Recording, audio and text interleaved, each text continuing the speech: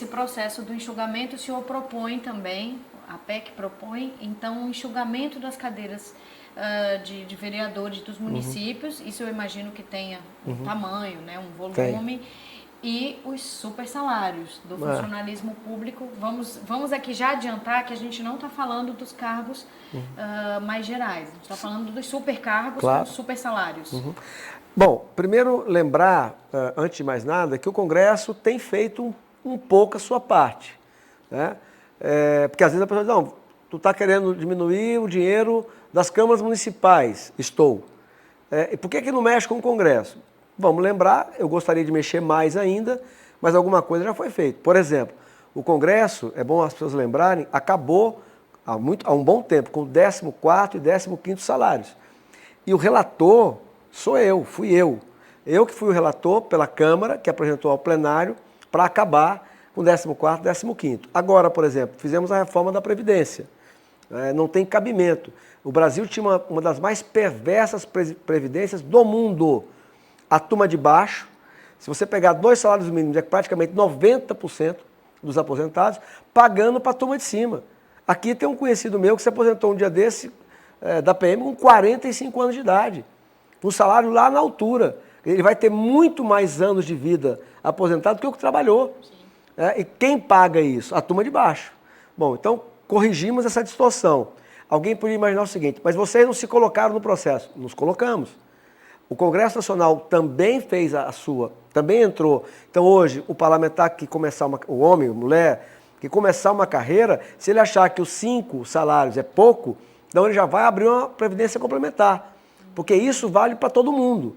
Bom, eu proponho, desde 99, a venda dos imóveis funcionais do Congresso Nacional. São 500 e tantos apartamentos, que não tem mais razão de ser. Então, o Congresso tem feito alguma coisa, tem que fazer mais, mas tem feito alguma coisa.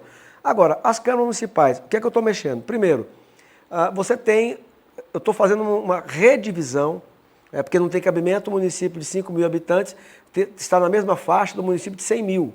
Então, eu estou fazendo divisões e diminuindo o teto máximo de repasse do Poder Executivo Municipal para as câmaras de vereadores. Outra questão que nós estamos apresentando. Hoje, as câmaras podem gastar até X% com funcionário. Como é que é hoje? Ela contrata a pessoa presta o serviço para ela, para a Câmara. Quando essa pessoa se aposenta, não é a Câmara que paga. Então ela sai e vai para o regime próprio da Prefeitura quando tem, ou então para o INSS. Ora, isso vira uma farra. Quer dizer, você contrata a pessoa, o serviço dela é para você e não é você que paga a aposentadoria dela? Não. Então, o valor do teto que tem que gastar, que pode gastar com o pessoal, tem que estar ali o ativo e o inativo, porque senão é uma irresponsabilidade. Quer dizer, você empurra para a farra. A Câmara contrata muitas vezes mais do que o que ela deveria, e geralmente o Poder Legislativo é inchado de gente, se você botar todo mundo lá dentro não cabe na sala, e uma das razões é porque depois que ele se aposenta não é a Câmara que paga. Então ela corrige isso. Você tem o seu teto, vai manter esse teto para gastar com o pessoal, mas faça a conta. Vai estar lá dentro o ativo e o inativo. E a outra questão é a diminuição linear de 2 cargos de vereador no Brasil inteiro. Você está em 5 mil e tantos municípios, dá algo em torno de 10 mil, 11 mil cargos de vereador que deixariam de existir. Imagina comigo, como é que um vereador do município, o menor município do Brasil, não tem 1.000 habitantes? Para que ter salário? Olha o tamanho do município. Né? Então, mas como a possibilidade de extinção de municípios que não se sustentam nas suas próprias pernas teve que sair da PEC, então nós colocamos a redução da quantidade de vereadores no Brasil inteiro, porque o Brasil está quebrado. A conta tem que ser paga por todo mundo. Por exemplo, no caso dos parlamentares federais, nós estamos com o salário congelado há 10 anos e abaixo do teto. E não tem nenhum maluco, deputado federal ou senador, propondo sequer chegar ao teto, quanto mais aumentar. Super salários, não é possível. O Brasil é um dos poucos países do mundo que tem uma lei aprovada pelo Congresso Nacional dizendo que ninguém no serviço público pode ganhar mais do que o teto do que recebe o ministro do Supremo Tribunal Federal. Aí a própria Justiça, que é encarregada de cuidar da lei, cria um monte de situações, desembargadores recebendo 150 mil por mês. Sim. Tribunais de conta criados para cuidar da conta das prefeituras, não cuida das deles. Conselheiros ganhando 80 mil. A gente nem ouve falar dessa pessoa. E muita gente. No interior. Então, quer dizer, e eles vão no meu gabinete, com a maior disfarçatez do mundo, né, dizendo, não, senador, mas isso aqui não é salário. E eu tenho que escutar, com paciência, civilização e tal. Mas tem hora que você não aguenta. Eu perguntei para um grupão que foi lá. Eu digo, me diz uma coisa, mas quando somar tudo aquilo que vocês dizem que não é salário, e dividir por 12, se der 80 mil, não é salário? O senhor veja o que é o poder do diálogo, senador. A gente conversando aqui, e eu fiz uma boa pesquisa antes de conversar com o senhor pra gente, porque eu sei que o senhor tem muito a agregar, e a gente vê que essas notícias, quando elas estão expostas, né, falando da grande imprensa nacional, elas são muito mal colocadas, no meu entendimento. A gente acaba sabendo um lado só, né? O entendimento fica pequeno, imagino para as pessoas que têm menos acesso. Isso não se deve muito ao comportamento, às vezes, hostil, às vezes não, muitas vezes hostil do presidente com os veículos, com a imprensa. As últimas declarações também não estão ajudando, né? Quando a gente fala de política internacional, esses termos pólvora, essa dose de misoginia, de homofobia em muitas falas. Isso não prejudica para vocês que estão ali tentando trabalhar também? E o próprio presidente que está trabalhando. A gente não pode negar que há um trabalho bem feito sendo conduzido aí. Bom, primeiro dizer que eu concordo com você, eu acho que sim, mas a natureza humana é a coisa mais difícil de você mudar. Eu diria até que você não muda. Então eu falo para colegas meus, né, tudo bem, a gente pode falar, né, com ele e tal, mas a natureza humana você não muda. Você mudar costume já é difícil, mas a natureza humana é mais difícil ainda.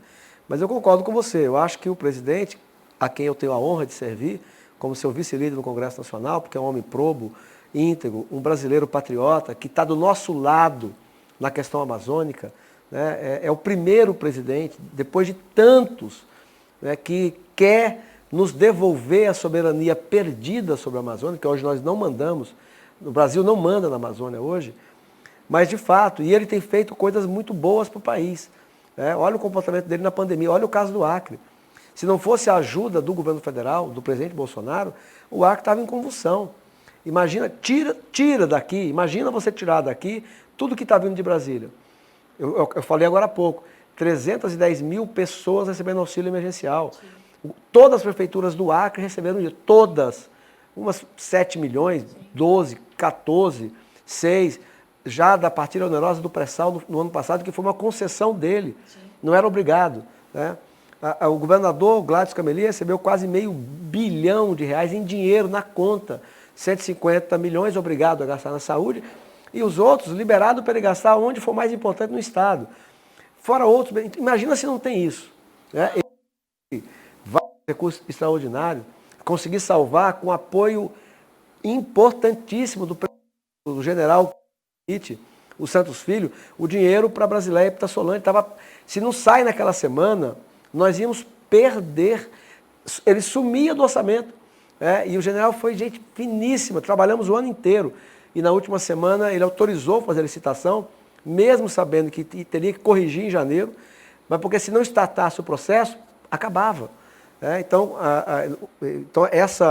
daí a importância de você ter boa relação com o governo federal, porque você vai criando relações. Então, salvamos esses 50 e tantos milhões que vai fazer ali o entorno de Brasileia e Pitaçolândia, são 10 quilômetros, com uma ponte de 240 metros.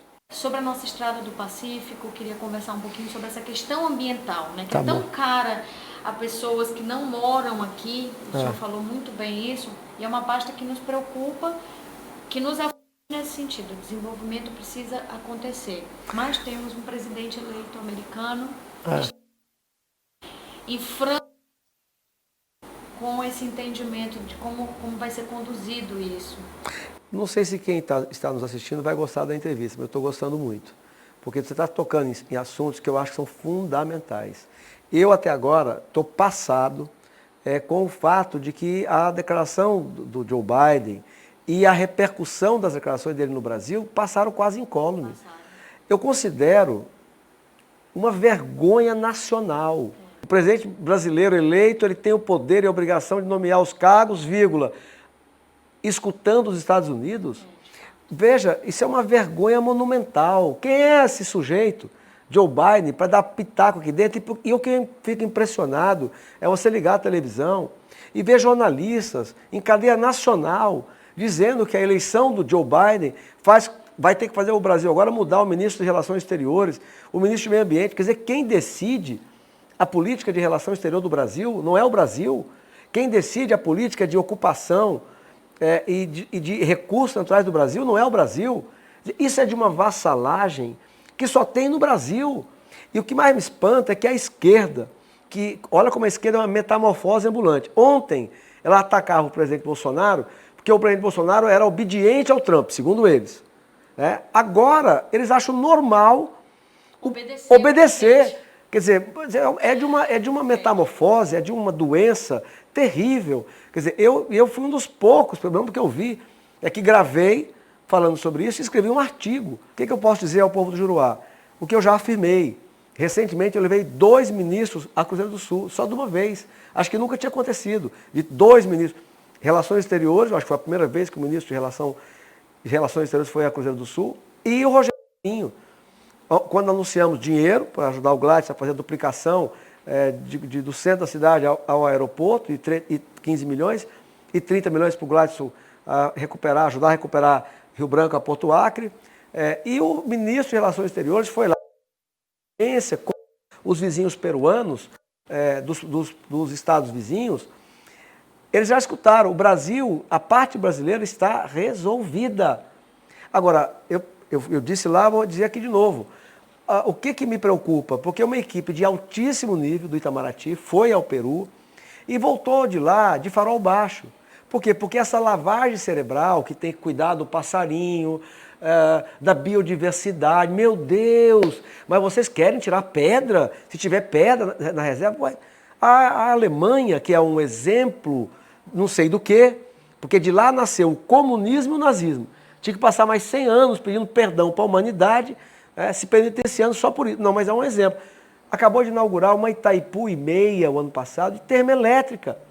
Carvão. Ela fura o buraco, tira carvão e usa, e não está nem aí para ninguém. O Barack Obama, a esquerda, o primeiro afro eleito norte-americano, mandou tirar petróleo no Alasca. Quem que teve tupete para impedir? Mandou tirar gás de pedra, de xisto, que as ONGs vinham dizendo que é poluente. Mandou tirar, não estava aí para ninguém. Por isso que os Estados Unidos hoje são autossuficientes em petróleo e gás. Agora aqui, nós queremos fazer uma estradinha para nos ligar a Cruzeiro do Sul, a Pucal, para o mundo quase se acaba. A Folha de São Paulo ontem, o jornalista estava me ligando, perguntando, mas senador, e a biodiversidade, a floresta, vai afetar? Vocês querem tirar pedra lá de dentro? Fez umas 300 perguntas. Quando ele terminou, eu perguntei a ele o seguinte, escuta, mas do povo do Acre você não vai perguntar? Da miséria, do desemprego, da pobreza, da fome no Acre, essa não te interessa. Do narcotráfico que está tomando conta da região. Isso não importa. Quer dizer, então, olha a inversão de valores. Quer dizer, quando eu digo que a esquerda é uma doença, e ela se apoderou da pauta ambiental, não era dela, mas ela se apoderou da pauta ambiental, na raiz de quem é ambientalista radical, eles consideram que o elemento nocivo do planeta somos nós. Aí você pega a Bíblia, né, para quem acredita, como é o meu caso, não, Deus criou só o homem, a sua imagem e semelhança, e tudo mais para lhe servir. Não, o ambientalista radical, está escrito isso, eu não estou falando nada que não seja escrito. Ele considera que a desgraça do planeta é o ser humano. Quer dizer, então, te respondendo concretamente. Não ninguém em Cruzeiro do Sul, por exemplo, para falar sobre população. Ninguém. Não vai. Então, concretamente, Sofia, o que eu posso te dizer? Da parte do governo brasileiro está resolvido. O DENIS está para os primeiros estudos. Aí aqui já teve alguém que entrou na justiça para acionar o Ministério Público Federal, porque o Ministério Público Federal já mandou acionar não sei o quê, vai dizer se vai ter a consulta com as comunidades locais. As comunidades locais estão matando o cachorro a grito, sim, pobres, miseráveis, tem que o filho delas, das populações locais, para sair, para ir para uma escola, andar horas a pé. É isso que vocês querem? E para a saúde, como é que esse sujeito mora lá dentro? Então, olha que loucura.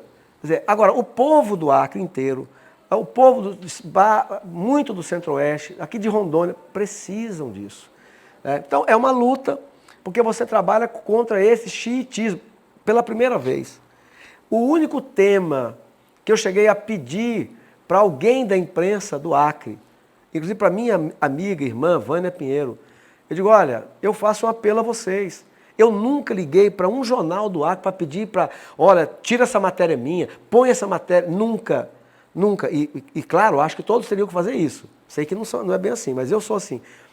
Mas a única coisa que eu aproveito aqui você para fazer esse apelo ao acriano, ao homem, mulher, que é dono de televisão, de rádio, jornal, se preocupe com isso.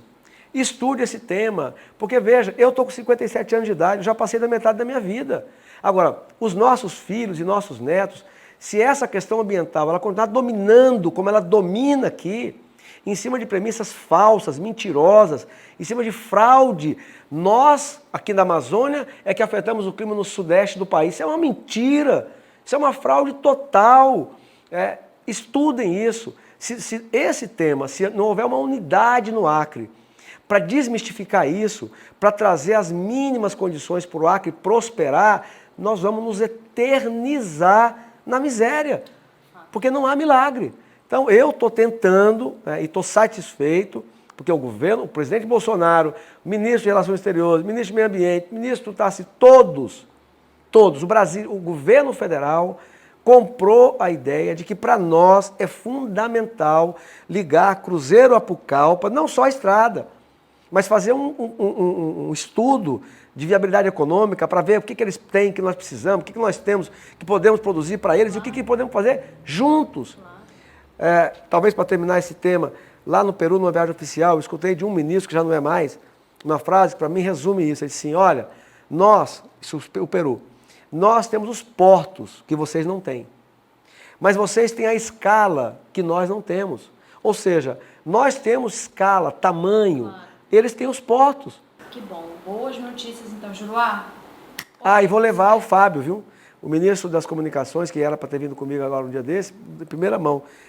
Ontem que eu soube disso, ele entrou em contato com minha turma lá. Então vai vir ainda esse ano e vou levá-lo a Cruzeiro. Por que Cruzeiro? Primeiro, meus queridos amigos de Brasileia, de Ipitaçolândia, não tem uma pista para descer o jatinho dos ministros lá, infelizmente. Tem lá em Cruzeiro. E o pior lugar do Acre, eu sei que lá esse Brasil é ruim, Brasileia também, mas o norte inteiro é a pior região de conectividade do país. Nós temos 14 bilhões o Ministério para gastar com o norte do país para melhorar a conectividade. Só que isso vai demorar um pouco, de uma hora para outra. Enquanto isso, ele vem ao Acre e vai anunciar vários pontos de internet para a gente colocar em Feijó, em Tarauacá, em Cruzeiro do Sul, enquanto esses bilhões que já estão na conta do Ministério para essa finalidade. Então, antes do final do ano, amigos de Cruzeiro do Sul, o ministro Fábio Faria, que é deputado federal, hoje é ministro de Comunicações, ele confirmou ontem, vai vir para o Acre, particularmente Cruzeiro do Sul, Primeiríssimo. tratar esse assunto. Alô, Cotil, hein?